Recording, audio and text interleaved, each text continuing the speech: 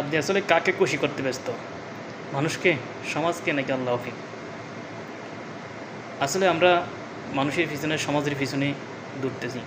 মানুষকে, সমাজকে খুশি করার জন্য অনেক কিছু পরিবর্তন করতেছি, পোশাক আশাক পরিবর্তন, চাল চলন, গাড়ি বাড়ি, অনেক কিছু করতেছি যে মানুষের সুখে যাতে বাহবা পাই, মানুষের কাছে যাতে সুনাম পাই। কিন্তু আপনি কখনো ভেবে দেখেছেন আল্লাহকে খুশি করার জন্য আপনি কতটুকু বদলিয়েছেন? না, বদলান নেই। কিন্তু সহজটাই আমরা করতেছি না। মানুষকে আপনি কখনো খুশি করতে পারবেন না।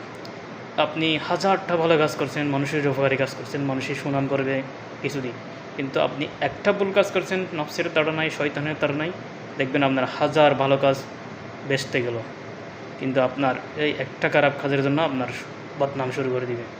কিন্তু আল্লাহকে খুশি করা একদমই সহজ। আল্লাহর দেওয়া কিছু নিয়মকানুন, বিধিবিধানের মধ্যেই যদি আমরা জীবনযাপন করতে পারি, আমরা আল্লাহকে খুশি করতে পারব। আল্লাহ এমন কোনো জিনিস আমাদের ছাপিয়ে দেন নাই যেটা আমরা পারবো না। যেটা আমরা পারবো সেটাই ইসলাম। আপনার ধন সম্পদ নাই, আপনার জন্য জাকাত ফরজ নয়।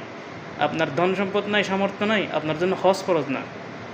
যেটা আপনি পারবেন সেটাই দিয়েছে আপনাকে ইসলাম, যেটা পারবেন না সেটা না।